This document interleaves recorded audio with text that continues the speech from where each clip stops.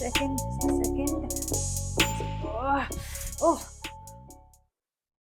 This is exactly what happened to a contestant recently when I had attended a contest as a judge.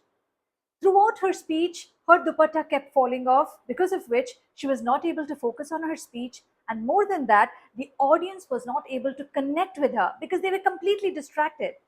So, one of the rules in public speaking is to wear comfortable clothes. Obviously, the clothes have to be in line with the norms of the event, but at the same time, wear clothes that you do not have to manage a lot. If you're wearing a sari or a dupatta, then wear it in such a way where you do not have to manage it well.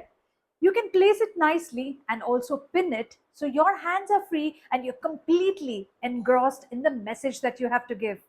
This way, the audience will be able to establish the connect with you, and that is the whole purpose of your speech. So, the next time you speak, ensure that you're dressed for the occasion as well as dressed to connect with the audience.